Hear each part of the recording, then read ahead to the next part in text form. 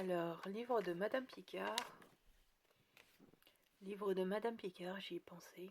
Juif et judaïsme, manuel d'histoire juive, de 700 ans avant à 70 ans après. Donc, c'est le manuel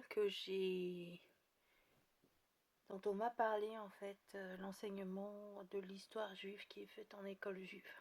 Donc, c'est les fameux manuels d'histoire de Madame Picard. On va faire directement au chapitre 2 puisqu'on est à Purim. Le chapitre 2, c'est le début en fait, pour comprendre pourquoi est-ce qu'on s'est retrouvé à Suse, tout simplement. Chapitre 2, fin de l'indépendance du royaume de Juda, 612 avant à 586 avant. On va avoir, petit 1, la situation du royaume de Juda à la fin du 7e siècle avant. On va avoir la chute du royaume de Juda, de moins 605 à moins 586. On va avoir Guédalia à moins 586, ou la dernière lueur d'espoir pour Juda, et ensuite on va avoir le point sur la prophétie avec le prophète Jérémie. Petit 1. Situation du royaume de Juda à la fin du 7e siècle avant. Chute du royaume d'Assyrie. Le royaume d'Assyrie est du 9e au 7e siècle avant, la grande puissance dominante du Moyen-Orient. Sa capitale, Ninive, située sur le Tigre, est splendide. Au milieu du 7e siècle, il conquiert même l'Égypte. Les peuples vaincus sont déportés, les villes pillées et détruites. En 722 avant, le royaume d'Israël est détruit par la Syrie. Sa population, formée de 10 tribus, déportées dans les régions orientales de la Mésopotamie.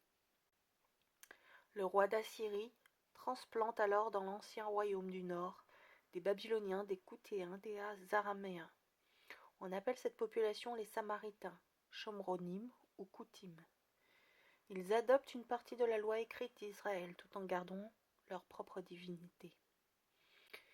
Vers le milieu du 7e siècle avant, la Syrie va connaître une période de décadence et son déclin est rapide.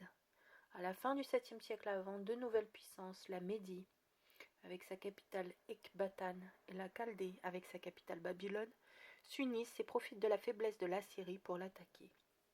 En 612 avant, Ninive est détruite, c'est la fin de la puissance de la Syrie.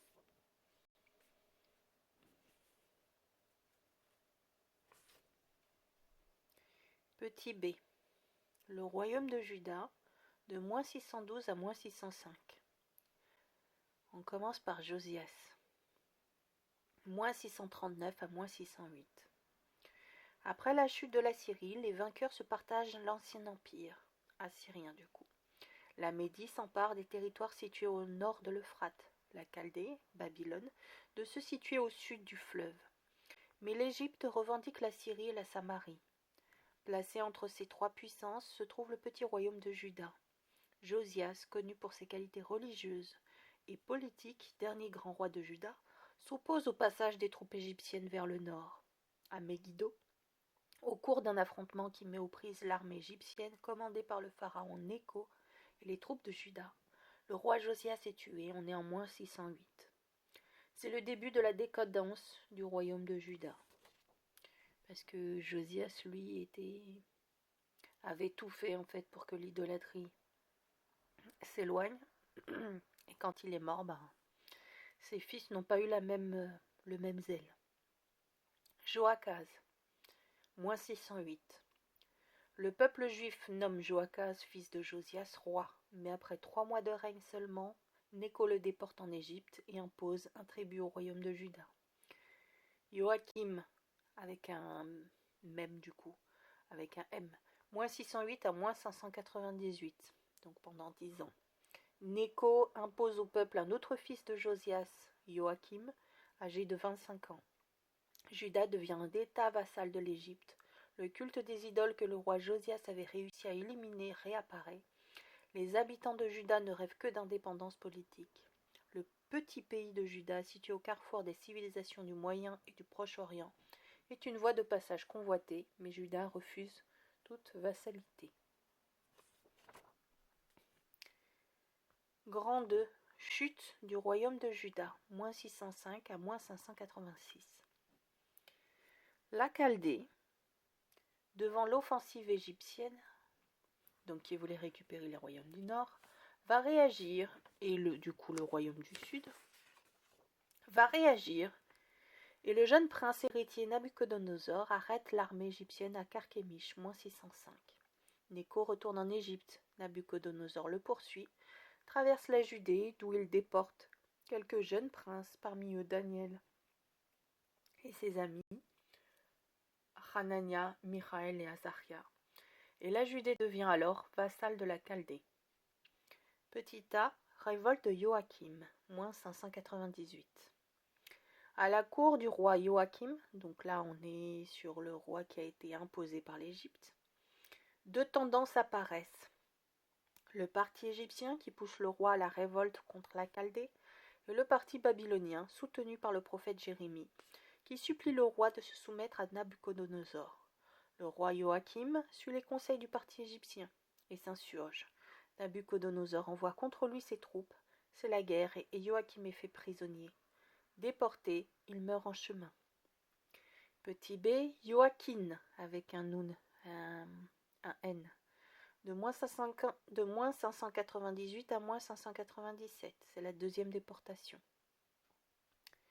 Son fils Joachim, donc le fils de Joachim, son fils Joachim âgé de 18 ans, lui succède, mais après 3 mois de règne sera Nabuchodonosor, venu assiéger Jérusalem en moins 597. Quelles en sont les conséquences? Le Beth Amikdash, le temple et le palais royal sont pillés. Les vases d'or du Beth Amikdash sont emportés en Babylonie. L'élite, alors c'est les vases qui sont déplacés, mais du coup je vérifie tout de suite.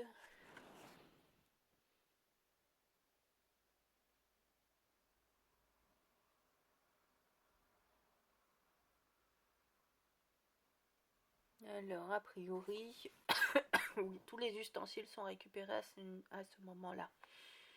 Donc le Beth Amikdash est pillé en fait au moment de la deuxième déportation. La première déportation c'est celle où il y avait Daniel. Donc c'est après la bataille de Carchemish, lorsque lorsque Nabuchodonosor, donc Babylone, poursuit Nécho, le pharaon Nécho, qui s'enfuit vers son pays, l'Égypte, et au retour, il récupère en fait Daniel. C'est la première déportation, et là on est sur la deuxième déportation, liée à au fait que grosso modo,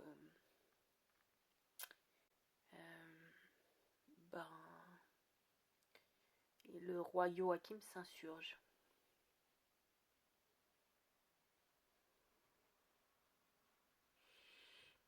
L'élite du pays, 10 000 personnes environ, est déportée. Le roi Joachim et sa famille, les ministres, les notables, Ézéchiel, un ancêtre de Mardoché, de Mordéraï,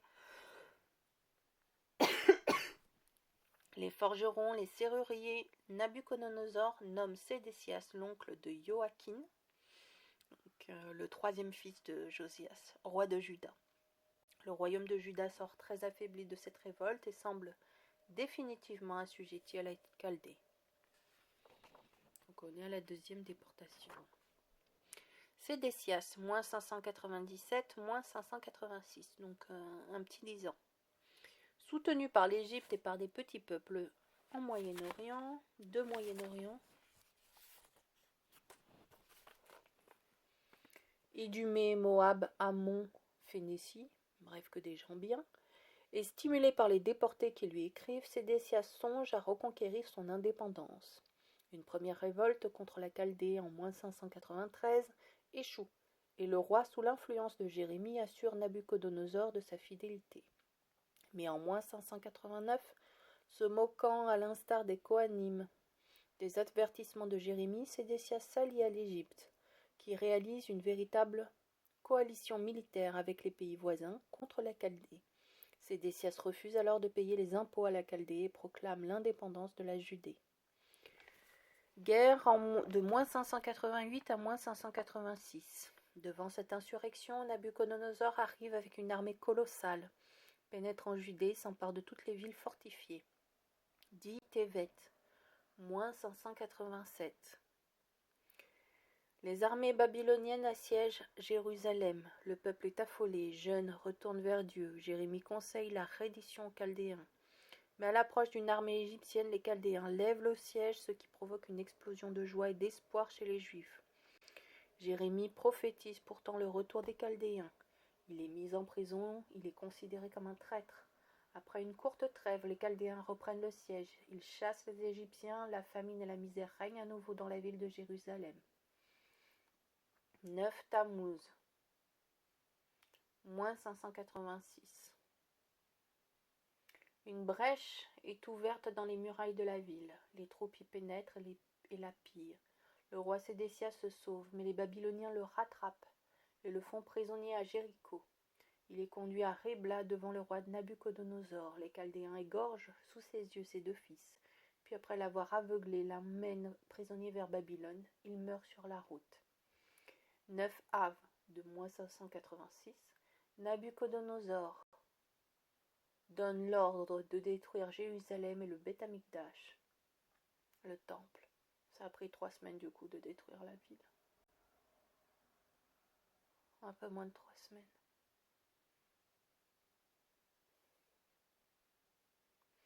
Nabuchodonosor, donc du coup 9 Av, Nabuchodonosor donne l'ordre de détruire Jérusalem et le Beth Amikdash.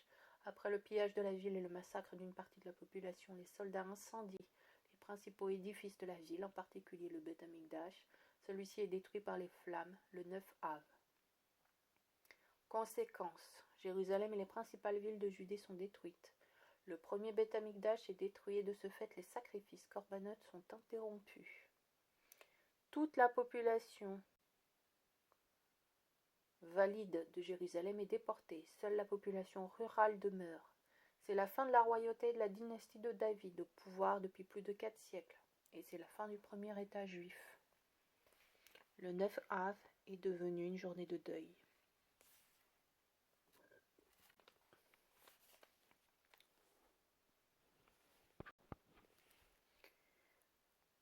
Chapitre 3, Guédalia, en moins 586, ou la dernière lueur d'espoir pour Juda. Nabuchodonosor, ayant déporté toute l'élite du pays, il ne reste en Judée que des vignerons et des laboureurs, dont il ne craint pas la révolte. Il nomme gouverneur de cette région Guédalia, fils d'Aïkam, connu pour ses positions pro-babyloniennes sous le règne de Sédécias. Guédalia est issu d'une famille de notables. Son grand-père avait été le secrétaire du roi, Josias. Il est très attaché à la Torah et se révèle être un homme bon, accueillant et plein d'humanité. Aidé par le prophète Jérémie, il veut organiser le pays que réintègrent beaucoup de Juifs qui avaient fui pendant la guerre. Programme de Guédalia, petit a. Il s'installe à Mitzpah, qui devient la capitale de la Judée. Il réorganise la vie économique perturbée par les guerres en incitant les paysans à moissonner à vendanger. Il encourage la population à organiser les fêtes de Tishri malgré la disparition du Beth Amikdash. Il désire relever le niveau religieux des Juifs. Il veut faire admettre à la population qu'il est de son intérêt de se soumettre à Babylone. Opposition. Les Juifs restés dans le pays ont peu de sympathie pour leur gouverneur malgré son programme de redressement national. Guédalia apparaît à certains comme un traître. L'esprit de revanche contre la Babylonie n'est pas encore éteint. Et Guédalia n'est pas de souche royale et certains lui reprochent d'avoir accepté une fonction réservée à un descendant du roi David. Complot. Poussé par le roi d'Ammon, qui a des visées sur la Judée, un ancien officier, Ishmaël ben Netania, membre de la famille royale, décide de se débarrasser de Guédalia. Guédalia, prévenu du complot qui s'ourdit contre lui, ne se méfie pas. Il est assassiné ainsi que ses invités juifs et chaldéens par Ishmaël et 10 de ses comparses, le jour de Rosh Hashanah pendant un festin. Puis Ishmaël assassine ou fait prisonnier tous les juifs qui auraient pu dévoiler son meurtre. Les conséquences. Ishmaël, son projet de prendre le pouvoir n'aboutit pas. Poursuivi par les amis de Guédalia, il est obligé de se sauver, abandonnant ses prisonniers, et il se réfugie chez le roi d'Ammon. Petit 2. Réaction des Juifs. Les Juifs, craignant les représailles de Nabuchodonosor, se sauvent vers le sud et veulent rejoindre l'Égypte. Mais arrivés près de Bethléem, fatigués, ils vont consulter Jérémie afin qu'il leur indique la voie à suivre. Après 10 jours de silence, Jérémie les conjure de rester en Judée, de ne pas se sauver en Égypte, où ils seront anéantis par l'épée, la famine et la peste. Les Juifs refusent avec véhémence d'obéir aux paroles du prophète et quittent la Judée pour l'Égypte, emmenant de gré ou de force le prophète Jérémie. Le peuple juif commémore l'assassinat de Guédalia en jeûnant chaque année le 3 Tishri. La dernière déportation. Les Juifs en fuyant vers l'Égypte prouvent qu'ils se sentent coupables du meurtre de Guédalia. Nabuchodonosor décide pour punir ce peuple rebelle de déporter en moins 582 un dernier groupe de Juifs restés dans le pays. La mort de Guédalia marque la fin de l'existence politique de la Judée et est considérée comme un désastre national par la tradition juive. Le royaume de Juda est appelé soit Juda, soit la Judée.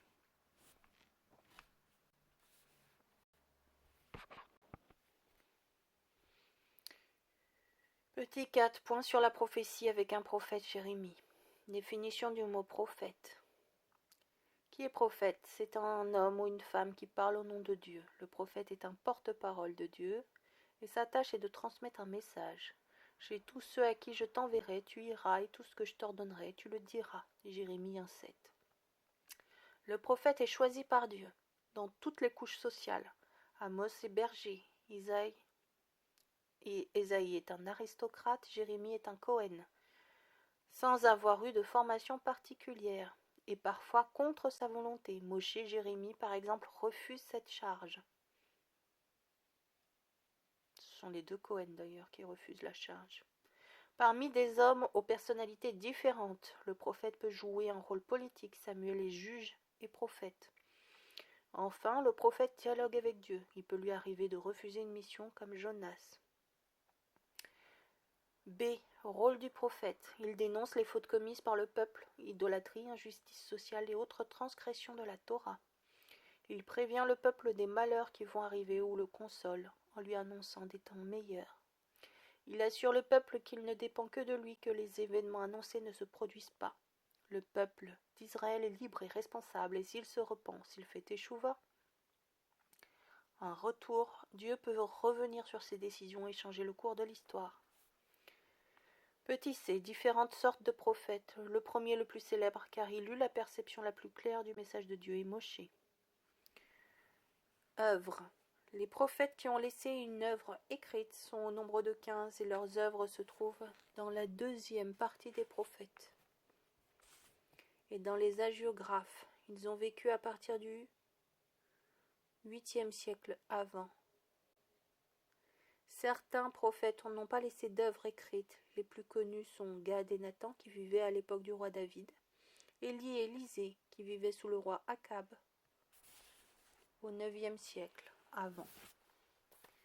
Alors, dans la marge, intéressant. Alors, liste des prophètes par ordre chronologique. Au 8e siècle avant, Amos, Osée, Jonas. 7e siècle avant, Michée, Ésaïe, Joël, Obadiah, Nahum, Habakkuk, Séphania. Au 6e siècle avant, Jérémie, Ézéchiel, Daniel. Au 5e siècle avant, Agé, Zacharie, Malachi. D. Un prophète, Jérémie. Il est né vers l'année 650 avant dans une famille de Cohen. Cohanim à Anathoth, près de Jérusalem. Son activité prophétique débute en moins 626. L'appel de Dieu le remplit d'angoisse. « Je suis trop jeune », réplique-t-il, mais Dieu le rassure. Chapitre 1, 6. Son rôle sous le règne de Josias, moins 639, moins 608. Il soutient le roi dans son combat contre l'idolâtrie, exhorte le peuple avec véhémence au repentir, dénonce certains Kohanim hypocrites et fétichistes qui sont persuadés que le Beth Amikdash ne peut être détruit. Les Kohanim n'acceptent pas ces remarques et le critiquent violemment. Son rôle sous le règne de Joachim, avec un M, moins 608, moins 598. Au niveau du plan religieux, rappelant le souvenir du roi Josias par des discours violents, il dénonce l'injustice sociale, l'impiété, l'hypocrisie et annonce le châtiment qui sera la mort la destruction et la déportation à moins d'un revirement sincère du peuple. Sur le plan politique, il supplie le roi de se soumettre à la Chaldée. Donc il supplie le roi Joachim. Donc c'est le deuxième fils, puisque le premier c'est Joachaz, qui durera que 3 mois. Donc il supplie le roi Joachim de se soumettre à la Chaldée. Il se promène un joug sur la nuque dans les rues de Jérusalem, démontrant symboliquement qu'il faut accepter cette servitude. Considéré comme un défaitiste ou un traître, il met par écrit toutes ses prophéties et son secrétaire, Baruch ben Neria, le lit lors des fêtes au peuple rassemblé, afin de prouver que son seul but est de ramener le peuple vers Dieu. Il a très peu d'amis et est haï par la population. Prison, lynchage, menaces de mort, rien ne lui est épargné. Il n'échappe à la mort que grâce à quelques amis dont Ahikam, le fils de l'ancien secrétaire du roi Josias. Son rôle sous le règne de Sédécias, moins 597, moins 586. Il continue à proclamer la soumission à la Chaldée, se bat contre des faux prophètes qui annoncent le retour des premiers déportés.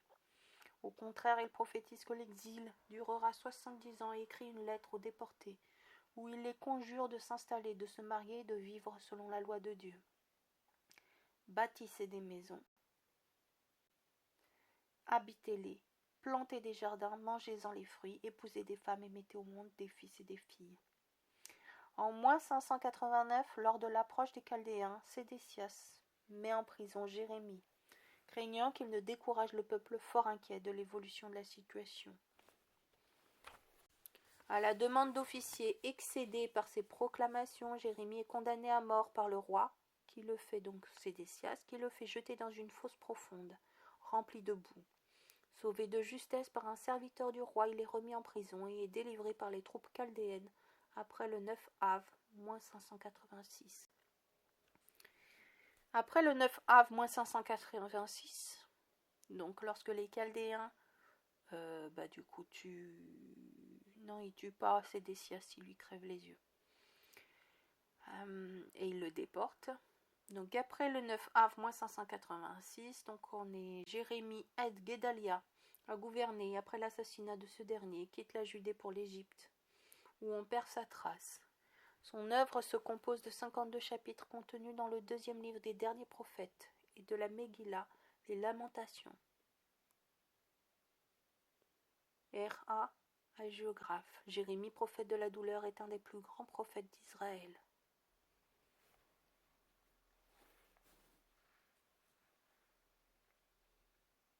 Alors une petite note qui est intéressante, il y a 5 Megillotes, ou rouleaux dans la Bible.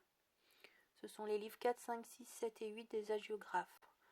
Il y a le Cantique des Cantiques qui est lu à Pâques, le Shabbat suivant le 15 Nissan. Et chaque Shabbat dans la liturgie séfarade. Il y a Ruth qui est lu à Shavuot, le 6 Sivan. Il y a les Lamentations qui est lu le 9 Av. Il y a Ecclésiaste qui est lu à Sukkot, le Shabbat suivant le 15 Tishri. Il y a Esther qui est lu à Purim, le 14 au 15 Adar. Alors, chapitre 3 du manuel d'histoire juive de Madame Picard, premier tome, donc de moins 700, je crois, moins 700 à 70, à plus 70. Chapitre 3, la Judée sous domination babylonienne, les Juifs en exil, de moins 586 à moins 539. On va voir, petit 1, les Juifs restés en Judée, petit 2, l'exil d'Égypte, petit 3, l'exil de Babylonie, moins 586, moins 562, et petit 4, l'exil de Babylonie après la mort de Nabuchodonosor, moins 562 à moins 539. C'est l'exil, quoi. Les Juifs en exil, moins 586, moins 539. En moins 584, le peuple juif ne possède plus d'État, plus de lieux de ralliement religieux, Jérusalem et le Beth el-Mikdash sont détruits, plus de dirigeants, Guédalia a été assassiné, le roi Joachim est en prison en Babylonie. Donc Joachim, c'est celui qui s'est rendu de souvenir. Et c'est le petit-fils de Josias. On va vérifier si c'est bien celui qui s'est rendu. Mais je crois que c'est lui qui s'est rendu.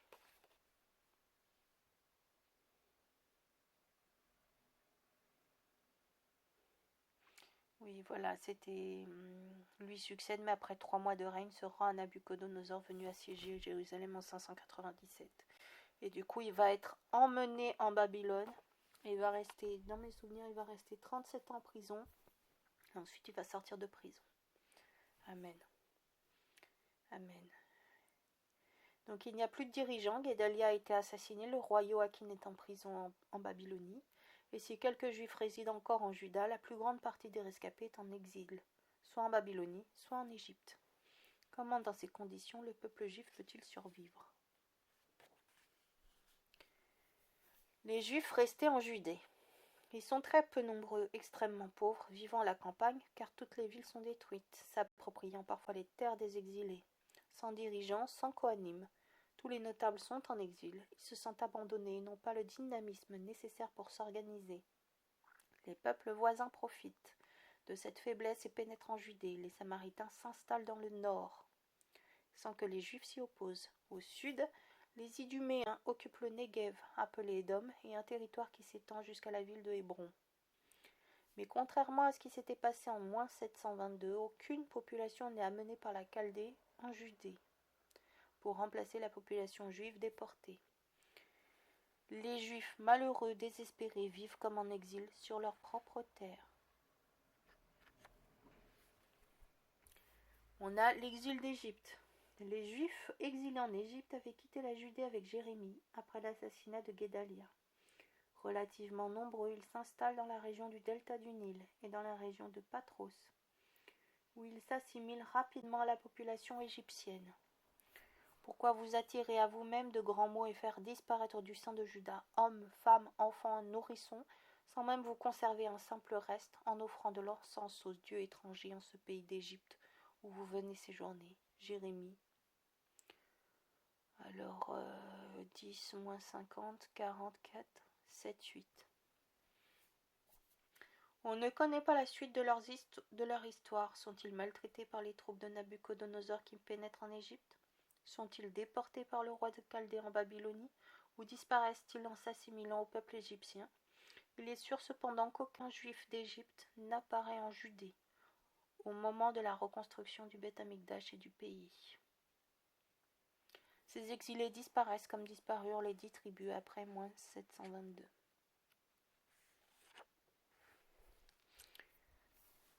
Ensuite, on a l'exil de Babylonie sous Nabuchodonosor, -586, -562. Bien qu'il soit resté des Juifs pauvres en Judée et que d'autres soient exilés en Égypte, la majorité des Juifs a été emmenée en captivité en Babylonie. C'est l'élite du pays. Les Kohanim, les classes dirigeantes, l'aristocratie, les artisans. Ces déportations ont lieu en plusieurs fois. -597, déportation des 10 000 notables. -586 après la chute du Beth Amikdash, et -582 sont les conséquences de l'assassinat de Guédalia.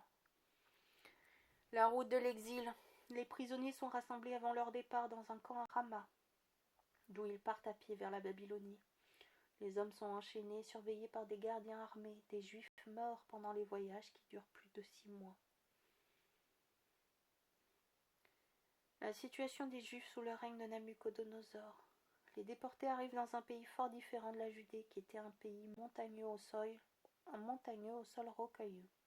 La Babylonie est une grande plaine fertile, irriguée par 2 grands fleuves, aux villes riches et commerçantes. Les Juifs ne sont pas prisonniers, ils ne vivent ni en prison ni dans des camps, mais ils sont considérés comme des étrangers aux droits très limités. Ils sont donc affectés à des travaux de construction et sont employés comme maçons. Ils vivent groupés, pleurent sur leur sort, leurs pensées tournées vers leur patrie qu'ils n'oublient pas. Sur les rives des fleuves de Babylonie, là, nous nous assîmes et nous pleurâmes au souvenir de Sion. Psaume. Alors 10, 20, 30, 137. 1. Si je t'oublie, Jérusalem, que ma droite me refuse son service. Chantent les déportés aux Babyloniens qui les humilient et les oppriment. À la différence des 10 tribus déportées par les Assyriens, les Juifs ne sont pas dispersés, mais ils se regroupent dans des villages, comme Tel Aviv, Tel Mela, soutenus par les prophètes, ils refusent de s'adonner au culte des idoles du pays. Petit c, personnalité de la galoute de Babylonie. On a Ézéchiel. C'est le seul homme qui est prophétisé en exil. Il est déporté avec le roi Joachim en moins 597. Sa première prophétie date de moins 592. Jusqu'en moins 586, destruction du Beth Amikdash, il va annoncer aux déportés qui refusent de le croire la catastrophe inéluctable, la chute du royaume de Juda. Après moins 586, alors que les déportés sont désespérés, il les console. Le retour est possible si le peuple veut se repentir. Revenez, revenez de vos voies mauvaises. Et pourquoi mourriez-vous, maison d'Israël ? Dans la vision des ossements desséchés, Ézéchiel, de façon encore plus saisissante, redonne à son peuple l'espoir d'un retour dans sa terre. Ces ossements, c'est toute la maison d'Israël. Ceux-ci disent, nos os sont desséchés. Notre espoir est perdu, c'est fait de nous. Eh bien, prophétise, et je vous ramènerai sur la terre d'Israël. Daniel est déporté très jeune avec 3 amis, Azaria, Miraël et Hanania dès moins 606.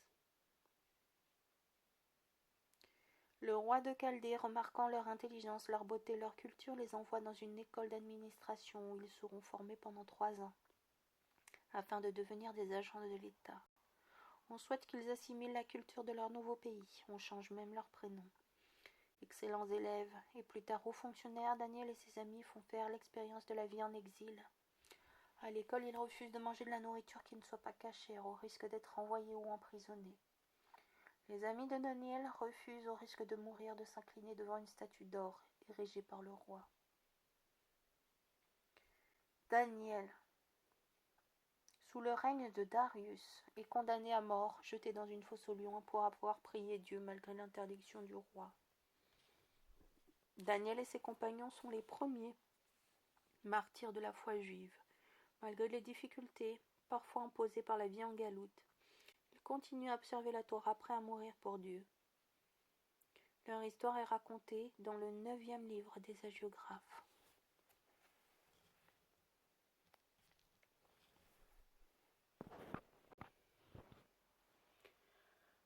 Exil de Babylonie après la mort de Nabuchodonosor, moins 562, moins 539. Situation des Juifs après la mort de Nabuchodonosor.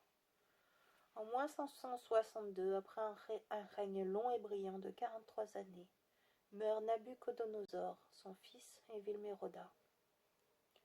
Lui succède et son accession au trône semble marquer un tournant dans la vie des Juifs, dont la situation s'améliore. L'année de son avènement, le nouveau roi de Babylone gracie l'ancien roi de Juda, Joachim, et le libère de prison où il était détenu depuis 37 ans. Puis il le reçoit au palais royal avec tous les honneurs dus à son rang. Après la mort de Nabuchodonosor, les constructions cessent et on a moins besoin de maçons. Les Juifs vont s'installer dans de petites villes appelées Tel Aviv, la colline du printemps, Tel Arechach, la colline de la charrue, où ils s'adonnent au travail de la terre, à l'artisanat et au commerce. Ils mènent peu à peu une vie confortable et agréable. Ils apprennent l'araméen, langue du pays, qui devient leur langue usuelle, mais n'oublient pas l'hébreu, langue dans laquelle est écrite la Torah qu'ils ont emportée en Babylonie. Organisation de la vie spirituelle. Beth Knesset. Les Juifs se retrouvent dans des lieux de réunion que l'on appellera Beth Knesset, synagogue où ils se rencontrent et prient. Institution des prières. Les corbanotes, sacrifices que l'on ne peut plus offrir puisque le Beth Amikdash est détruit, sont remplacés par des prières régulières. Place de Jérusalem dans le cœur des Juifs. Pendant ces prières, on prend d'habitude de se tourner vers Jérusalem.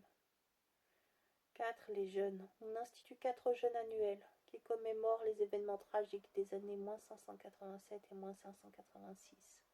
Et ces jeûnes sont fixés le 10 Tevet, jour où débuta le siège de Jérusalem. Le 9 Tammuz, date de la première brèche dans les remparts de Jérusalem. Le 9 Av, date de l'incendie du Beth Amikdash. le 3 Tishri, en souvenir de l'assassinat de Guédalia le jour de Rosh Hashanah. Œuvre écrite.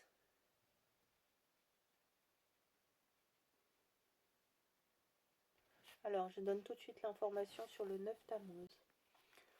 En plus 70, le 17 Tammuz, les soldats romains envahirent Jérusalem. Les rabbins choisirent alors la date du 17 Tammuz pour commémorer les deux événements, c'est-à-dire le 9 Tammuz, date de la première brèche dans les remparts de Jérusalem, et le 17 Tammuz, date de la deuxième brèche, du coup dans les remparts de Jérusalem. Les œuvres écrites. Des auteurs dont nous ignorons le nom, élèves des prophètes, transcrivent toutes les vieilles chroniques et écrivent 3 livres qui trouveront leur place dans la Bible. Le deuxième livre des rois et les livres des chroniques 1 et 2. Livrés Hayamim. Respect de la Torah. Les Juifs, guidés par des Kohanim et des savants, s'attachent de façon très sérieuse aux lois de la Torah. Le Shabbat, les fêtes, les lois de Kashrut sont respectées. Les Juifs prennent conscience de leur originalité, de leur identité. Contrairement aux exilés du royaume d'Israël, ils forment une communauté florissante. Ils se sont peut-être aussi rendus compte qu'ils avaient été responsables de leur déportation. Chapitre 4 du manuel d'histoire de Madame Picard sur l'histoire juive. On est sur le tome 1 de moins 700 à plus 70. Chapitre 4 sur la Judée sous domination perse. Première partie de moins 539 à moins 458. Avec 3 sous-thèmes. L'avènement de l'Empire perse, les conséquences pour les exilés, de moins 539 à moins 537. Les premiers retours de moins 537 à moins 516. Et le deuxième Beth Amikdash. Petit 1. Avènement de l'Empire perse. Conséquences pour les exilés. Moins 539 à moins 537. Cyrus le Grand ou la chute de Babylone en moins 539. L'équilibre politique de la Mésopotamie qui était stable depuis la chute de l'Assyrie, donc l'Assyrie, est bouleversé par l'ambition d'un jeune roi perse, Cyrus, de la famille des Achéménides. Cyrus, en moins 550, s'empare de la Médie, dont la capitale Ecbatane tombe entre ses mains et devient roi des Perses et des Mèdes. Son empire s'étend bientôt du plateau de l'Iran jusqu'à l'Asie mineure.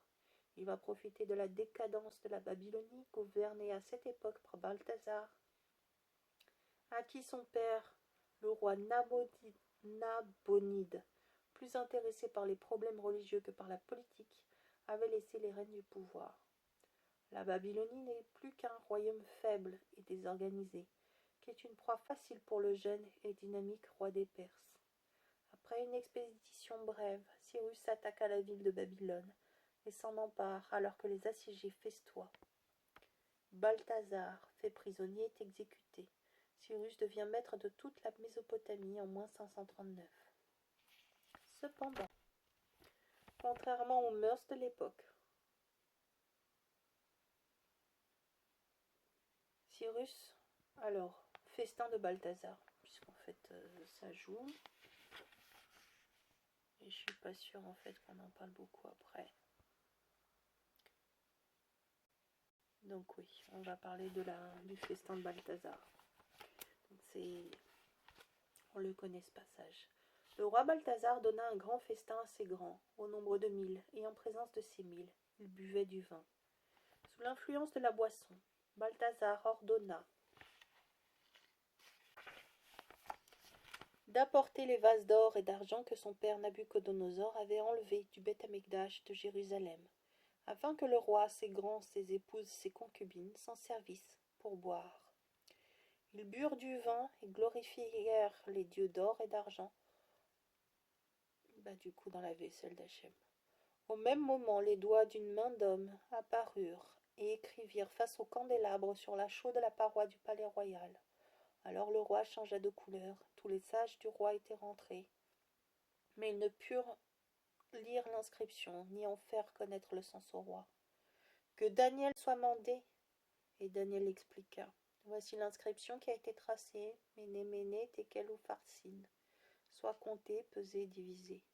Les jours sont comptés, tu as été pesé, tu es très léger, ton royaume a été divisé et donné aux Perses et aux Mèdes. Cette même nuit, Balthazar, le roi chaldéen, fut mis à mort, par Cyrus du coup. Donc je reprends Cyrus.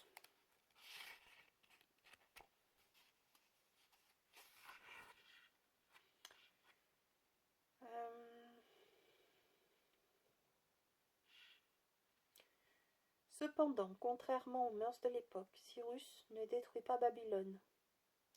Au contraire, roi intelligent et avisé, il va faire preuve de bienveillance envers les populations vaincues. Il octroie la liberté de culte à tous ces peuples. Allant parfois jusqu'à même adopter leur religion, il autorise les populations déportées à retourner, si elles le désirent, dans leur pays d'origine. Et Cyrus est accueilli avec beaucoup d'enthousiasme et tout au long de son règne, il est aimé par ses sujets. Cyrus et les Juifs, en moins 538. Dès la première année de son règne, Cyrus promulgue un décret en faveur des Juifs qui apparaît 3 fois dans la Bible, en hébreu dans le livre d'Ezra, chapitre 1, versets 2 à 5, en araméen dans le livre d'Ezra, chapitre 6, versets 3 à 5, en hébreu dans le deuxième livre des Chroniques, chapitre 36, versets 22-23. À cet endroit, le décret n'est pas formulé en entier. Le décret contient l'autorisation, mais non l'obligation, de retour en Judée, l'autorisation de reconstruire le Beth Amikdash, le financement du retour par les Juifs restés en Perse, la remise des objets volés dans le Beth Amikdash par Nabuchodonosor, 5400 ustensiles d'or et d'argent. La réaction des Juifs.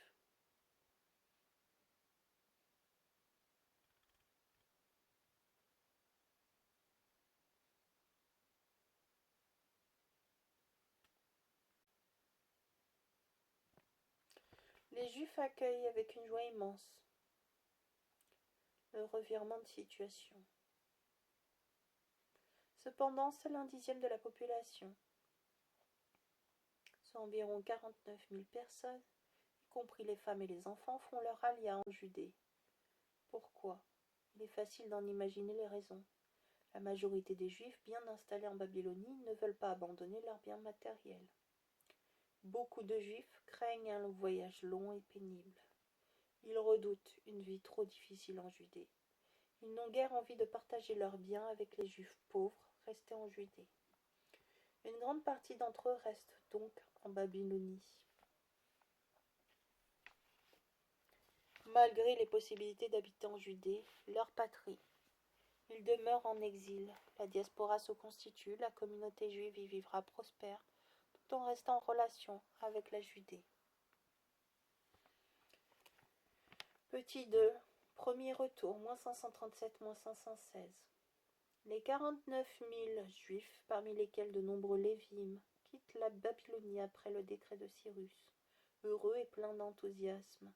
Ils se choisissent 12 chefs en souvenir des 12 tribus, et 2 commandants suprêmes, le Kohen Gadol, Josué, petit-fils du dernier Kohen Gadol, Seraya, exécuté à Ribla par Nabuchodonosor en moins 585, après la destruction du Beth Amikdash, et Zorobabel, petit-fils de l'avant-dernier roi Joachim. Zorobabel ne porte pas le nom de roi, mais celui de Parah, gouverneur en persan, car la Judée n'est pas un pays indépendant mais une province perse. Le retour est long et pénible, il dure plus de 5 mois, les uns marchant à pied, les autres à dos d'âne, de cheval, de chameau ou de mulet. Et pourtant ceux qui retournent à Sion sont heureux et chantent. Quand Dieu ramena les captifs de Sion, nous étions comme des gens qui rêvent. Alors notre bouche s'emplit de chants joyeux et notre langue d'accents d'allégresse. Psaume 126.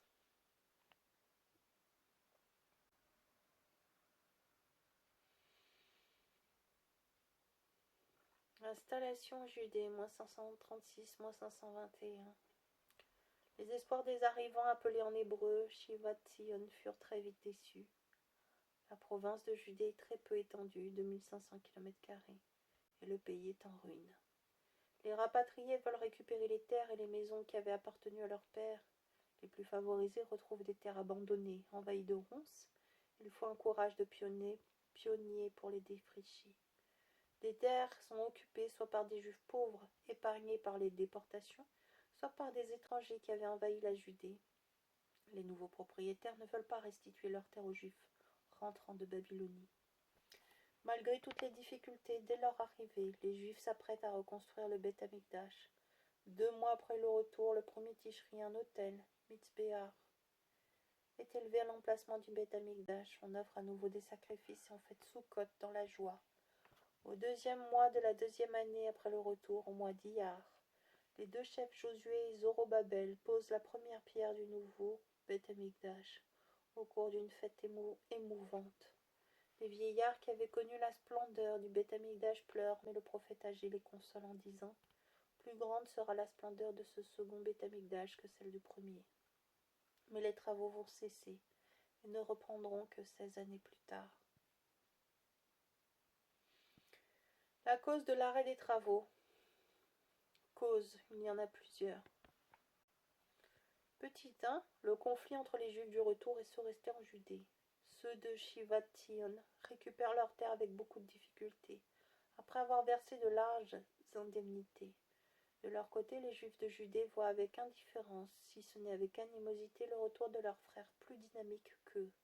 Ils ne les aident pas dans leur projet de reconstruction du Beth Amikdash. Les Juifs du retour sont trop peu nombreux pour assumer seuls cette construction. Les travaux n'avancent que très lentement. En revanche, la Judée connaît des luttes de classe entre propriétaires et journaliers, et les débiteurs sont asservis. Il y a un désaccord entre Zorobabel et Josué. Ils n'arrivent pas à coopérer dans la paix, ils n'ont pas les mêmes conceptions politiques et chacun veut dominer l'autre. Il y a un conflit entre les Juifs et les Samaritains. Les Samaritains qui habitent le pays offrent leur aide pour la construction du Beth Amikdash, malgré le besoin de main-d'œuvre. Josué et Zorobabel ne peuvent accepter que des idolâtres participent à cette œuvre sainte. Les Samaritains qui se sentent offensés font alors tout ce qui est en leur pouvoir pour empêcher la construction du Beth Amikdash. Ils s'opposent violemment aux constructeurs, les découragent, puis les dénoncent au roi de Perse. Ils rebâtissent cette ville rebelle et mauvaise, réparent les murailles et creusent des fondations. Que le roi sache donc que si cette ville est bâtie, ils ne paieront plus ni tribut, ni impôts, ni péage, ce qui portera préjudice au trésor royal. Écrivent-ils au roi de Perse. Au reçu de cette lettre, le nouveau roi de Perse, Cambyse, fils de Cyrus, mort à la guerre, donne l'ordre d'arrêter les travaux. Le deuxième Beth Amikdash. Construction du deuxième Beth Amikdash de -521-516. Si les travaux de construction du Beth Amikdash sont interrompus, il n'en est pas de même des constructions privées.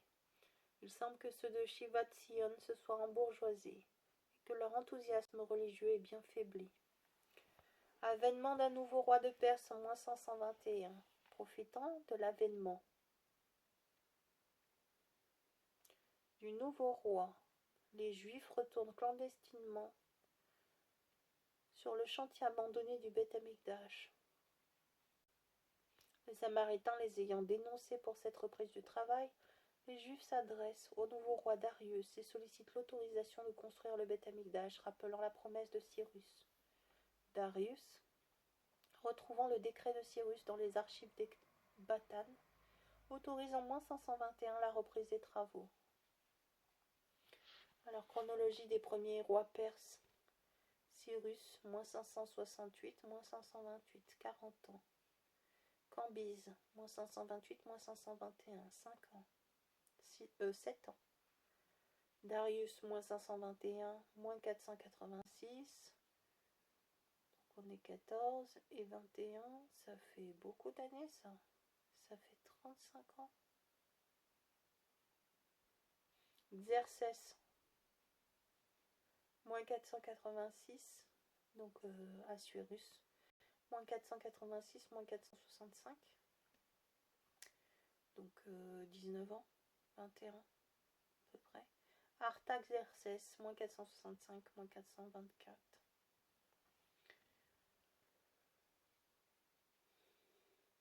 Intervention de 2 prophètes. Agé Zacharie. Deux prophètes commencent à s'adresser au peuple en moins 520 à Jérusalem. On ne sait pas s'ils sont nés en Babylonie ou en Judée, mais ils encouragent de façon véhémente les Juifs à reprendre les travaux. Le temps est-il donc venu pour vous d'habiter des maisons lambrissées alors que cette maison est en ruine? S'écrie Agé. Inauguration du deuxième Beth Amikdash en moins 516. Darius donne des subsides et prend toutes les mesures pour faire accélérer les travaux. Il punit de mort ceux qui s'opposent aux décrets royaux. Les Samaritains ne mettent plus d'entraves. Les Juifs, encouragés, reprennent avec enthousiasme les travaux. Le 3 Adar, en moins 516, le Beth Amikdash est inauguré. Grande est la joie du peuple quand les Kohanim offrent les premiers sacrifices, quand ils voient à nouveau les Lévi'im chantant des louanges à Dieu. Waouh, Seigneur. Le deuxième Beth Amikdash peut-il se comparer au premier? Le plan du deuxième Beth Amikdash est identique à celui du premier. La plupart des objets saints avaient été restitués par les Perses. Cependant, il est plus petit et moins riche. Il y manque notamment l'arche sainte contenant les tables de la loi reçues par Moshe. On célèbre avec une émotion tout à fait particulière, 6 semaines après l'inauguration, la fête de Pessah. Alors, petite note qui est rajoutée, il y manquait également la mesure de manne, le bâton du premier Kohen Gadol Aaron, le frère de Moshe, qui avait donné des fleurs d'amandier.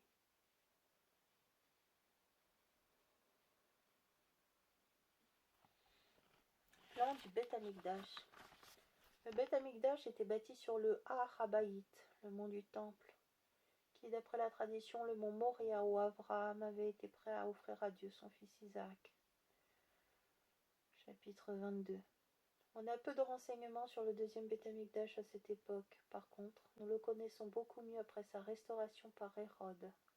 Comme celui du roi Shlomo, il se divise en 3 parties. L'enceinte des femmes, Ezrat Nachim, qui sera plus tard entouré d'une galerie. À chaque angle de cette enceinte se trouve une salle.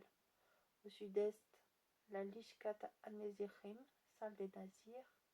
Au nord-est, la Lishkat Haetzim, salle du bois où est déposé le bois pour l'autel.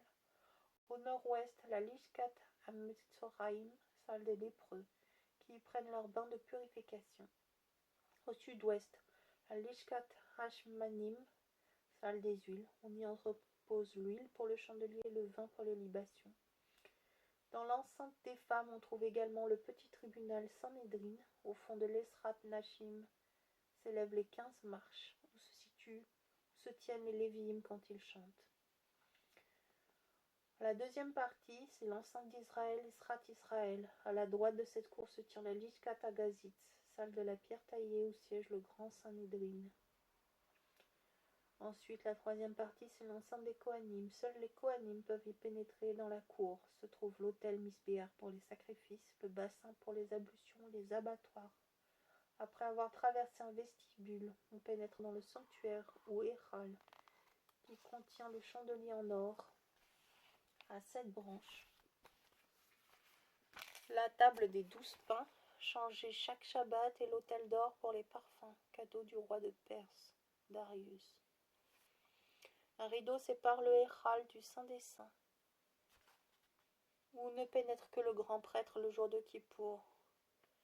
Il est vide puisque l'arche sainte a disparu, il est impensable et sacrilège d'en refaire une autre. D'après la Mishnah, elle aurait été enfouie profondément dans le Har Habayit, mais à l'endroit où se trouvait l'arche, il y avait une pierre appelée Even Aretzia, qui, enfoncée dans la terre depuis l'époque de Samuel et de David, dépassait le niveau du sol de 3 doigts. Quoique moins orné que le premier, le deuxième Beth Amikdash est peut-être encore plus impressionnant, car il est le seul édifice imposant dans une ville dont les murs sont en ruine.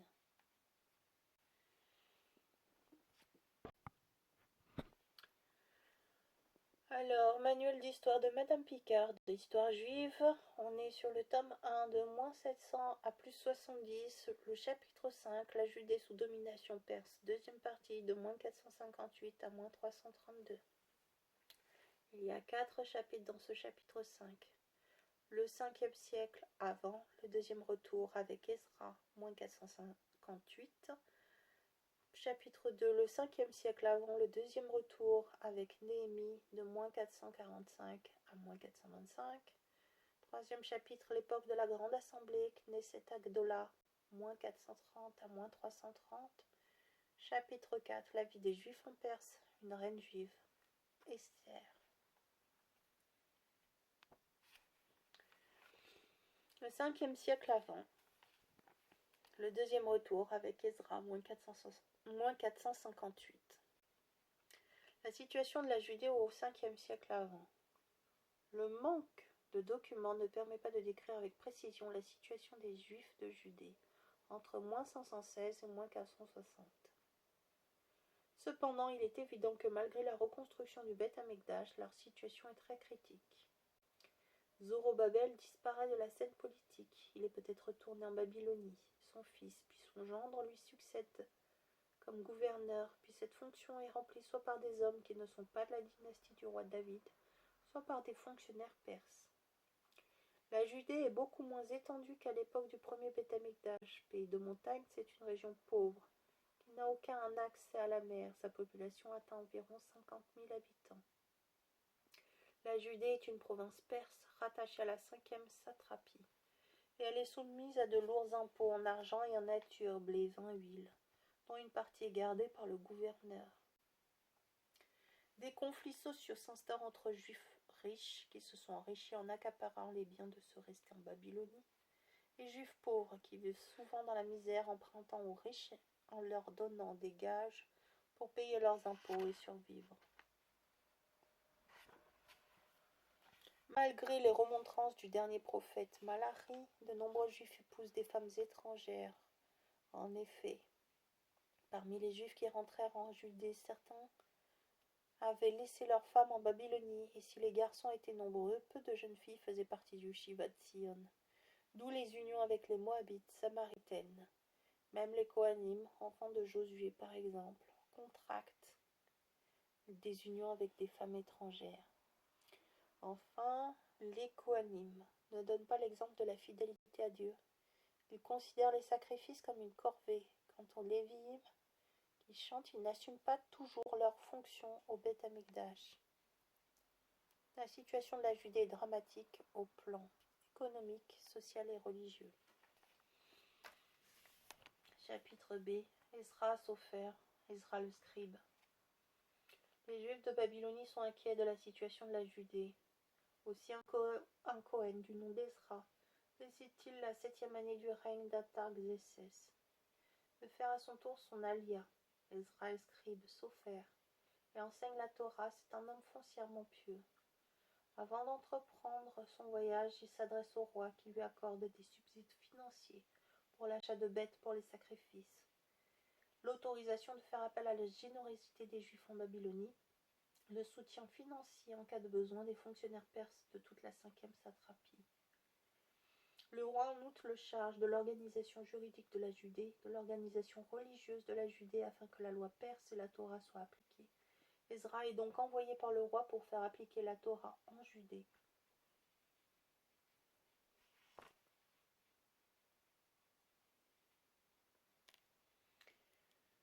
Ezra refuse une escorte proposée par le roi, car, dit-il, la main de notre Dieu protège pour leur bonheur tous ceux qui la recherchent. Les 4 organisations du départ en moins 458. En moins 458, Ezra rassemble autour du fleuve Ahava les partants qui doivent être religieux, et il refuse de partir quand il s'aperçoit qu'aucun Lévi n'est du voyage. Sur ces instances, un petit groupe de Lévim se joint à lui. Comment expliquer cette réticence des Lévim à partir avec Ezra? En effet, en Babylonie, les Lévim pouvaient exercer la profession de leur choix. Ils savaient qu'arrivés en Judée, ils seraient obligés d'assurer leur service au Beth Amikdash et de se contenter de la dîme. Waouh! Après un jeûne collectif pour demander un voyage heureux, le 12 Nissan 1754, juifs, chefs de famille se mettent en route. Ezra part en Judée dans un but bien précis, celui d'aider son pays à retrouver la voie de la Torah. Petit C, arrivée d'Ezra en Judée, dissolution des unions avec les femmes étrangères. Après un voyage de 5 mois, le groupe arrive en Judée. Ezra remet ses cadeaux au Beth Amikdash. Dès son arrivée, il prend conscience du problème crucial des unions avec les femmes étrangères. De douleur, il déchire ses vêtements, jeûne, pleure et prie longuement, craignant la fin du peuple juif. Poussé par quelques amis qui promettent leur soutien, il demande à tous les habitants de la Judée de se réunir dans les 3 jours à Jérusalem. Ceux qui refuseront de venir seront mis dans le Hérem et leurs biens confisqués au profit du trésor du Beth Amikdash. Alors qu'est-ce que c'est que le Hérem? Le Hérem, c'est le statut de quelqu'un qui s'est séparé de la communauté parce qu'il a commis une faute grave envers Dieu ou parce qu'il est consacré à Dieu. Ce statut peut s'appliquer à des communautés entières ou à des objets. Au départ, la personne mise dans le Hérem était condamnée à mort, les objets brûlés. Par la suite, cette peine s'est transformée à partir d'Ezra. Le mot Hérem signifie excommunication, exclusion de la communauté. Dans les temps modernes, Spinoza fut excommunié pour ses idées jugées hérétiques et les Juifs n'eurent plus le droit d'avoir des contacts avec lui. Le vin qui se lève sous la pluie et le froid devant le Beth Amikdash, tout le peuple assemblé écoute l'appel d'Ezra et accepte à l'unanimité, moins 4 voix, de se séparer des femmes étrangères. On nomme des commissions présidées par Ezra qui doivent en 3 mois régler tous les problèmes liés aux modalités d'application du renvoi de ces femmes étrangères. Le 1er Nissan, toutes les unions avec des femmes étrangères sont dissoutes. Quoiqu'il y eut par la suite des mariages mixtes, il est évident que l'attitude énergique d'Ezra freina les mariages exogamiques.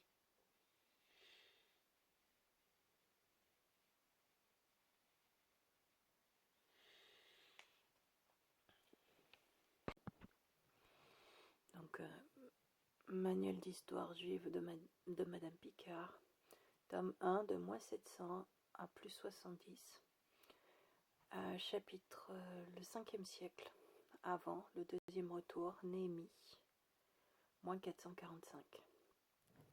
À cause du départ de Néhémie en moins 445.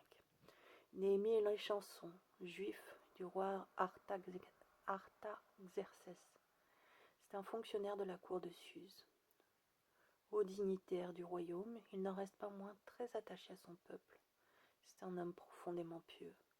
La 20e année du règne d'Artaxerxès, apprenant de la bouche de son frère Hanani et de quelques juifs qui reviennent de Judée que la situation des juifs rentrés au pays est très grave et que les murs de Jérusalem se sont écroulés, il décide de faire à son tour son alia pour aider son pays et ses frères. Organisation du départ. Pour quitter la Perse, il faut qu'il ait l'autorisation du roi. Fonctionnaire apprécié, il obtiendra facilement la possibilité de retourner en Judée, peut-être grâce à la reine, Esther, qui siège à côté du roi au moment de la demande de Néhémie. Il obtient du roi l'autorisation de quitter la Perse durant un temps limité, le titre de Para, gouverneur de Judée, une escorte de soldats, des lettres de créance, une recommandation pour un fournisseur de bois de construction. Néhémie prévoit tout un plan d'action avant son départ et quitte la Perse fin 445 avec une escorte.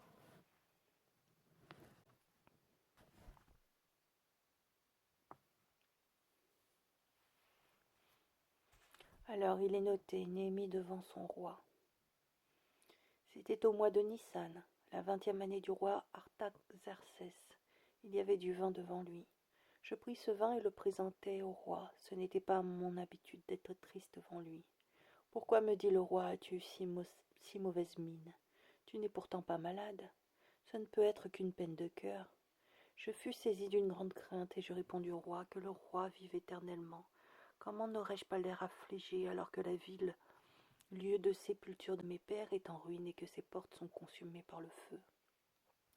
J'adressai une prière au Dieu du ciel et je dis au roi, si tel est le bon plaisir du roi et si ton serviteur possède la bienveillance, envoie-moi en Judée dans la ville où sont les tombeaux de mes pères, pour que je la rebâtisse.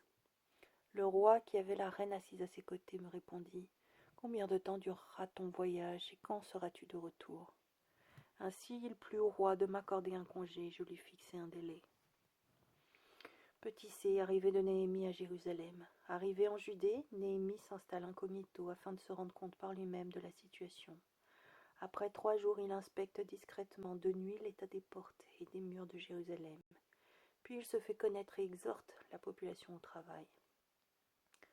Reconstruction des remparts de Jérusalem. Il organise le travail comme un architecte et agit avec rapidité et efficacité. Rassemblant les chefs de la ville, il se révèle à eux. Les 2 délégués du peuple, enthousiastes, s'écrient « Levons-nous et bâtissons ». Tous les Juifs doivent participer à la reconstruction et même les Kohanim qui s'occupent du mur le plus proche du Beth Amikdash. Néhémie constitue 42 équipes d'ouvriers groupées par famille ou par ville d'origine ou par corps de métier. Presque tous les Juifs, certains riches cependant de la ville de Tekoa refusent leur aide, participent et travaillent sous la conduite effective de Néhémie. Mais devant l'hostilité des Samaritains soutenus par les Ammonites et les Arabes nabatéens qui s'étaient coalisés pour détruire les murailles, Néhémie décide d'armer chaque ouvrier. Avec une main, l'ouvrier fait son travail, de l'autre, il tient une épée. Néhémie, chapitre 4, 11. De diviser les hommes en 2 groupes, l'un travaillant, l'autre armé, assurant la protection. D'organiser des gardes de nuit. Néhémie donne l'exemple et ne dort plus. Quant à moi, mes frères, à mes gens, hommes de garde, nous ne quittions plus nos vêtements. Néhémie chapitre 4, 17. Malgré tous les handicaps, la muraille est terminée avec une rapidité incroyable. Amen. Après 52 jours de travail, on l'inaugure par une grande fête. 2 groupes vont en direction opposée, accompagnés de musiciens et de chanteurs, faire le tour des remparts. Un des groupes est conduit par Ezra, l'autre par Néhémie. Ils se rejoignent au Beth Amikdash, où ils offrent des sacrifices de reconnaissance.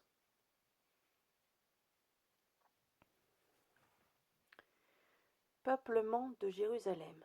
Néhémie veut faire de Jérusalem la ville sainte. Néhémie 11, 18.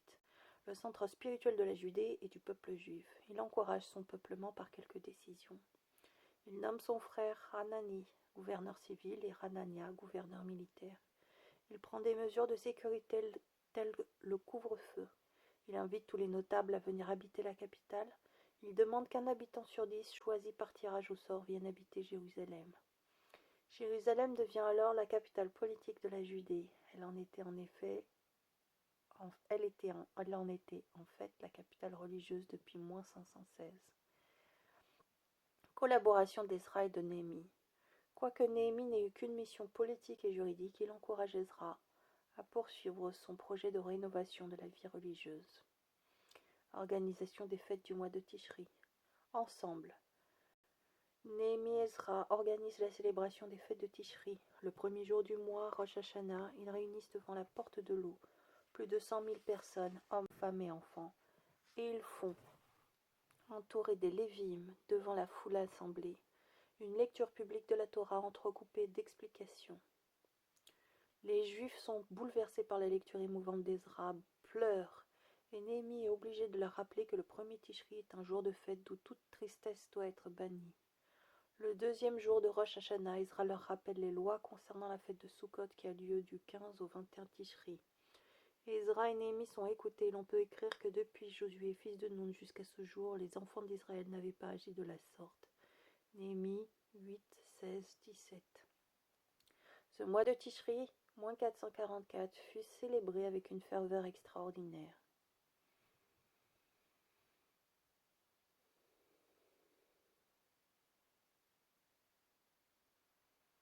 Renouvellement de l'alliance avec Dieu.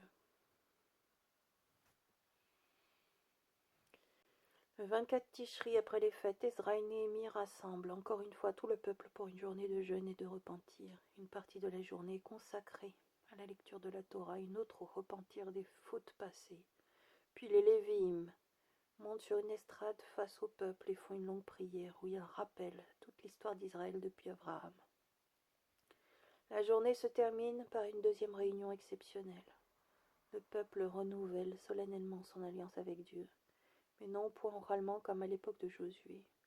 En effet, Néhémie rédige un pacte où l'ensemble du peuple juif s'engage à observer la loi de Dieu. Plusieurs commandements sont en particulier rappelés. L'observance du Shabbat, les offrandes, des bikurim, des prémices, les dîmes à donner aux Lévi'im, la défense des mariages exogamiques. Cet acte est signé par tous les présents, ceux qui, faute de place sur le papyrus, n'ont pu le signer prêtent serment oralement.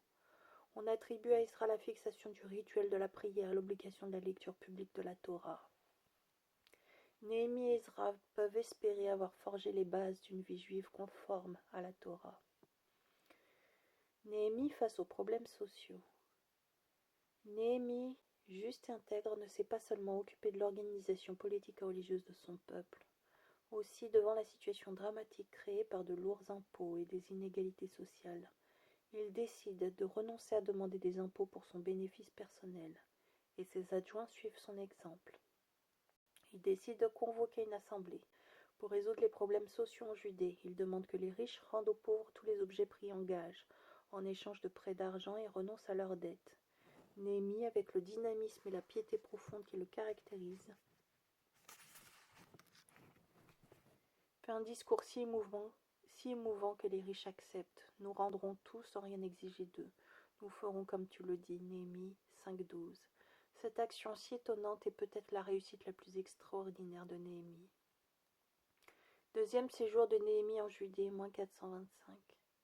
Néhémie rentre en Perse après un séjour de 12 années en Judée, mais la situation s'étant à nouveau dégradée, il sollicite du roi un nouveau congé et retourne à Jérusalem. Entre les deux séjours de Néhémie, Ezra dut mourir. 4 tâches importantes attendent Néhémie. Arrêter la grève des Léviïm. Néhémie rappelle au peuple ses devoirs envers les Léviïm qui reprennent après quelques admonestations leur service au Beth Amikdash, service qu'ils avaient quitté pour travailler dans les champs afin de pouvoir subsister. Leur situation s'était aggravée car le peuple avait cessé de leur verser la dîme, Maaser. Ils n'avaient plus, comme à l'époque du premier Beth Amikdash, leurs 48 villes. Certaines se trouvaient dans des territoires qui n'appartenaient plus à la Judée, d'autres n'étaient pas reconstruites.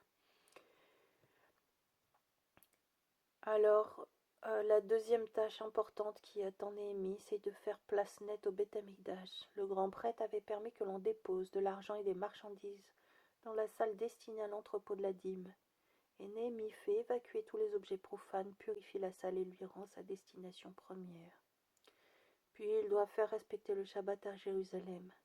Néhémie s'aperçoit que le Shabbat est transgressé à Jérusalem. Des commerçants étrangers vendent de la marchandise le Shabbat. Néhémie admoneste vigoureusement les Juifs qui font des achats le Shabbat et interdit tout commerce en ce jour. Des paysans juifs transportent leurs marchandises pendant le Shabbat afin d'être prêts à commencer leur commerce dès la fin du Shabbat. Néhémie, homme d'action, prend des mesures concrètes. Il fait fermer les portes de la ville depuis le coucher du soleil le vendredi soir jusqu'à l'apparition des premières étoiles le samedi soir, et met des amis fidèles comme gardiens de la ville, dissuadant ainsi la transgression du Shabbat. Enfin, Néhémie doit réagir contre les mariages mixtes. Néhémie s'élève avec énergie contre une nouvelle vague de mariages mixtes. Il semble que cette intervention fut suivie de succès. Néhémie 13, 23, 24. Alors, petit aparté, Ezra et Néhémie, deux personnalités différentes. Si Ezra apparaît comme moins actif et énergique que Néhémie, il est considéré par le Talmud comme un autre Moshe. Ezra aurait été digne de recevoir la Torah si Moshe ne l'avait précédé. Sanhédrin 21b, car il a su donner une conscience nouvelle aux Juifs. Quant à Néhémie, il assure à la Judée des structures politiques, administratives et sociales. Ezra et Néhémie se complètent harmonieusement, contrairement au couple Josué-Zorobabel. Ce sont deux hommes intègres, dévoués, profondément religieux, deux personnalités exceptionnelles. Ils ont le mérite d'avoir réorganisé la communauté juive et de l'avoir mise sur la voie qu'elle suit depuis cette époque, celle de la Torah qui lui sert de constitution. Grand 3, époque de la Grande Assemblée, Knesset Agdola, moins 430, moins 330. Situation de la Judée. Nous avons fort peu de renseignements sur la période on est en la fin. Alors, manuel de Madame Picard, tome 1, moins 700 à plus 70. Titre, époque de la Grande Assemblée, Knesset Agdola, moins 430, moins 330. Situation de la Judée. Nous avons fort peu de renseignements sur la période qui s'étend de la mort de Néhémie à l'avènement d'Alexandre le Grand. La Judée, province perse rattachée à la 5e satrapie, n'est qu'un mince territoire, mais sa population augmente. Plusieurs vagues d'exilés rentrent en Judée avec leurs richesses. Dans la région de Jérusalem se trouve la plus forte concentration de population, qui n'atteindrait cependant que 50 000 habitants. La population est presque entièrement rurale.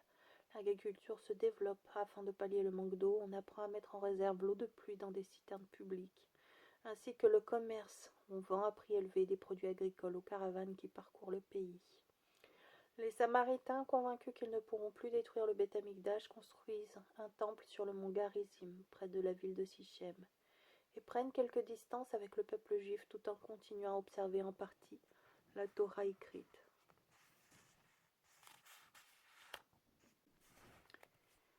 Petit b. Organisation administrative. Si le gouvernement perse est très libéral et permet à chacune de ses provinces de vivre selon ses lois religieuses, par contre, il lève les impôts très strictement. Les Juifs du premier retour avaient espéré en la restauration de la royauté. Un des chefs du retour était Zorobabel, petit-fils du roi Joachim.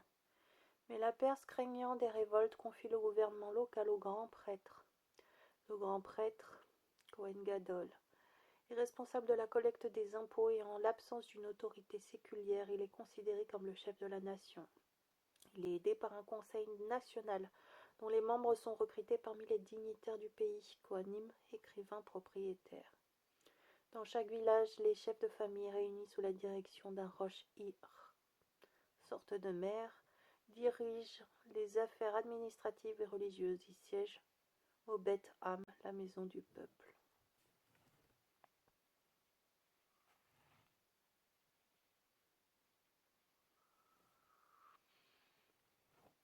Petit c. Organisation religieuse.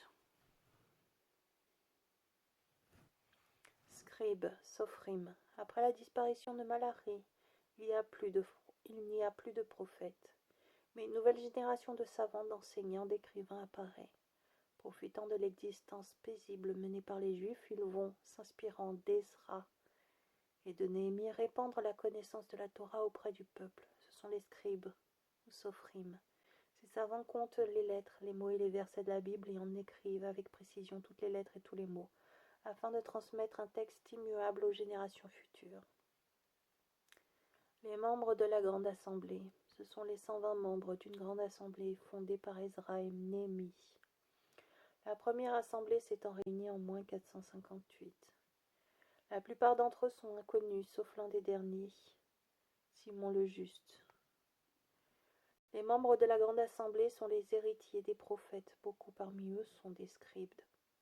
Ils sont chargés de la justice et de l'éducation des enfants. Œuvre des membres de la grande assemblée. Ils recueillent les derniers textes des prophètes et ferment la Bible, qui contient 24 livres. Ils expliquent la Torah écrite à la lumière de la Torah orale à des élèves de tous âges et en traduisent des passages en araméen, qui est la langue parlée par les Juifs.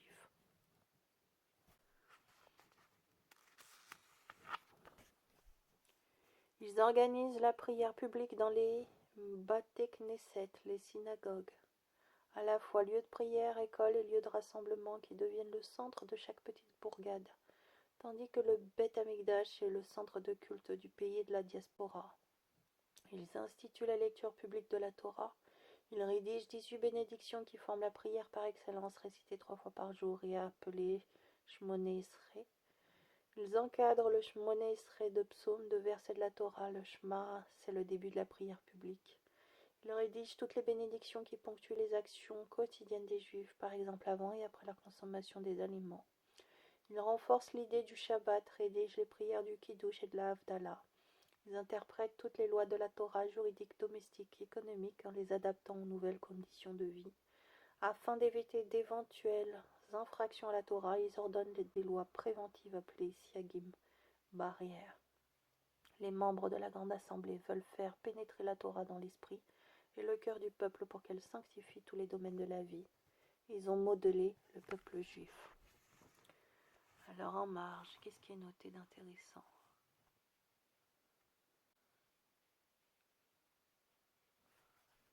Alors, Sopher. Sopher, a priori, c'est une racine qui signifie en hébreu compter. Simon le Juste était un des derniers membres de la grande assemblée. Il avait l'habitude de dire: le monde est construit sur 3 fondements, sur la Torah, sur le service de Dieu et sur l'amour du prochain. Pirkei Avot 1-2. Alors, par rapport aux membres de la grande assemblée, Moshe reçut la Torah de celui qui lui est apparu sur le Sinaï et l'a transmis à Josué. Josué l'a transmis aux anciens, les anciens aux prophètes, et les prophètes la transmirent aux membres de la grande assemblée. Pirkei Avot 1-1.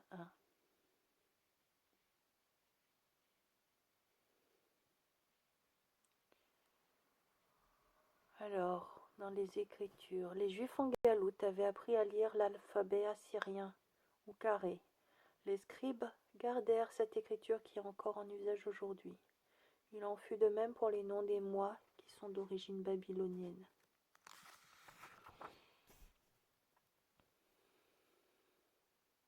Lecture de la Torah. Pour permettre aux paysans d'écouter la lecture de la Torah, qui n'était faite que dans les villes, le Shabbat et les jours de fête, on décide de lire une partie de la Torah les lundis et jeudis, jours de marché où les paysans se rendent dans les bourgs. Et cette habitude est encore en usage de nos jours.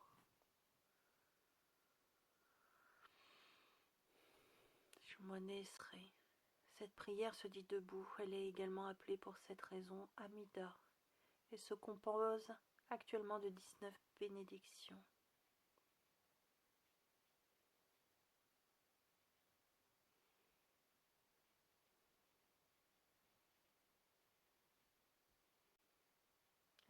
Barrière, un exemple de barrière afin de ne pas être tenté d'écrire le Shabbat.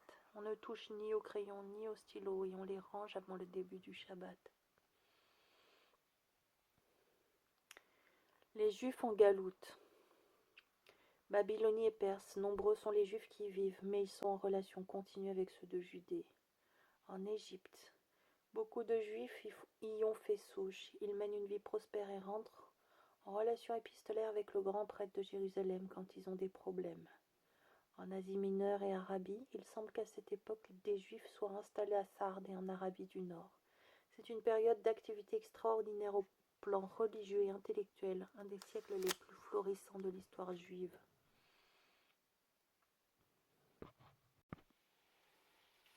Alors, 4. La vie des Juifs en Perse, une reine juive, Esther. Au 5e siècle avant, sous le règne de Cyrus, les Juifs, bénéficiant de la politique de ce roi, deviennent des citoyens libres et participent à la vie du pays. Désertant en grande partie la Babylonie, ils vont se fixer en Perse et en particulier dans la ville de Suse. Donc là, on est après Cyrus. On est à Cyrus en fait, on est après Balthazar, après la lignée de Nabucodonosor. Donc ils désertent en grande partie la Babylonie, vont se fixer en Perse, en particulier dans la ville de Suse. Le véritable centre juif de la Galoute est donc la Perse, où les Juifs mènent une vie facile et libre, plus heureux et plus riches que ceux revenus en Judée. Ils vivent dans la sérénité, fidèles à la Perse, tout en maintenant leurs coutumes ancestrales, ayant préféré vivre en Galoute plutôt que de participer à la reconstruction de la Judée. Soudain, un décret d'extermination du peuple juif va être promulgué par le roi de Perse. Datation. Il est difficile de dater avec exactitude l'époque de la promulgation du décret cité dans la Bible dans le 8e livre des hagiographes, la Megillat d'Esther. Le roi évoqué dans ce livre est appelé Assuérus et peut être identifié à 3 rois différents, aucune date ne précisant les événements racontés dans la Megillat d'Esther. Les historiens avancent plusieurs hypothèses. Cette histoire se situe sous le règne de Xerxès Ier, -486-465, dont le caractère faible et fantasque ressemble à celui d'Assuérus. Ou alors, elle se situe sous le règne d'Artaxerxès Ier, -465-424, et se passe entre le premier et le deuxième retour. Cette opinion est celle de Flavius Joseph. Enfin, cette histoire se serait peut-être passée sous le règne d'Artaxerxès II, -404-358, dont l'atmosphère de débauche décrite par Plutarque ressemble à celle évoquée dans la Megillat d'Esther. Raison du choix d'une reine juive. La 3e année de son règne, le roi Assuérus donne un grand festin qui dure 180 jours pour les satrapes et notables de ses 127 provinces. À la fin de ces festivités, il invite tous les habitants de la terre, tous les habitants de la capitale à un autre festin. Le dernier jour, le roi ordonne à sa femme, la reine Vashti, de paraître devant tous les convives pour montrer sa beauté. Vashti refusant de se présenter est répudiée par le roi. Assuérus, cherchant une nouvelle reine, choisit parmi des jolies jeunes filles une orpheline juive, cousine d'un certain Mardochée Mordechai de la tribu de Benjamin, qui lui demande de taire son origine.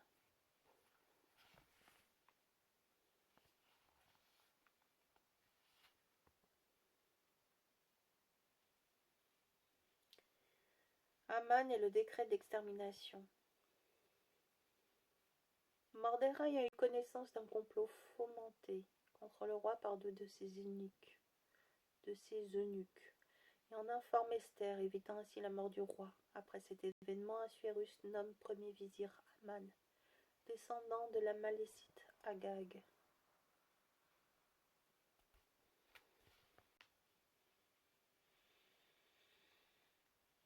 Cet homme exige que l'on se prosterne devant lui, mais Mordechai, juif pratiquant, refuse. Le ministre furieux décide d'anéantir tout le peuple dont fait partie Mordechai. Le sort, pour en persan, décide que le jour de l'extermination sera le 13 Adar de la 12e année du règne d'Assuérus.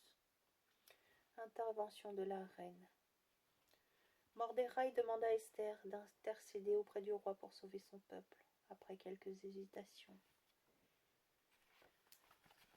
Elle accepte et demande à la communauté juive de Suse de jeûner pendant 3 jours. Après ce jeûne, la reine, au péril de sa vie, car il est interdit de se rendre chez le roi sans y être invité, va prier le roi et son premier ministre d'assister, donc du coup Aman, d'assister à un festin.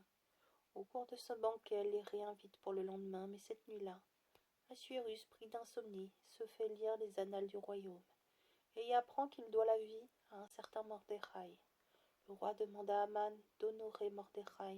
Aman donc habille Mordechai et le promène à cheval par la grande place de la ville, en s'écriant devant lui, voilà ce qui se fait pour l'homme que le roi veut honorer.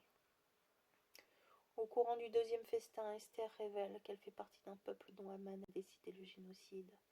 Assuérus, surpris puis furieux, fait pendre Aman et nomme Mordechai premier vizir. Il annule les décrets de Aman et le 14 Adar devient jour de fête. Cet épisode annonce de façon prophétique les problèmes que connaîtront les Juifs en Galoute. Aman, descendant d'Amalek, se servait des motifs qui furent invoqués par le pharaon d'Égypte, puis plus tard par Hitler, pour motiver le génocide du peuple juif. Aman est le prototype de tous les antisémites.